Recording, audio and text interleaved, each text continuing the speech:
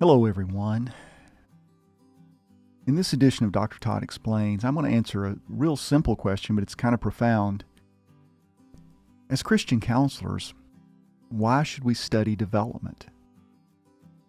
There are some Christian counselors who would say that it's not in the Bible, and therefore it's a bunch of psychological hooey, and you don't need it. Paul and Silas didn't have it, so you don't need it either. But I think that would be an unwise way to look at things.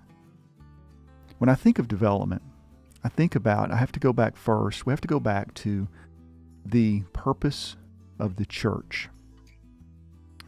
If you think about it, the church has the Great Commission. Matthew 28 tells us we are to make disciples. Well, in the Greek, the word for make disciples is to instruct or teach.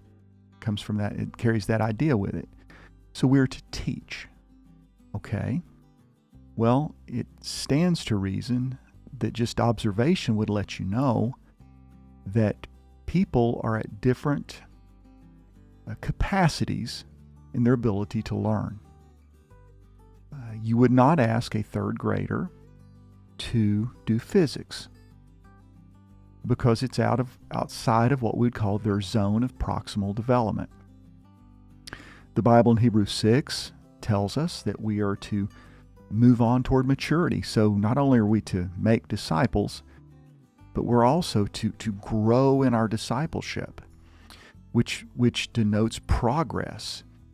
And because of Genesis 3, progress has been thwarted for people in different ways because of sin and the fall.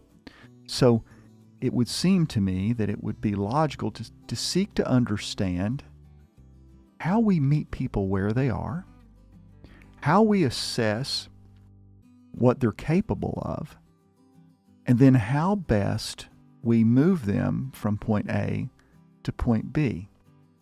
In other words, from one degree of glory to another, as mentioned in 2 Corinthians 3. And so that, my friends, is actually human development.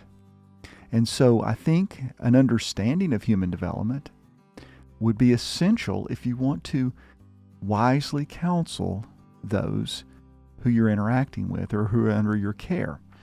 It also reminds us that as counselors, we are in the business of discipleship.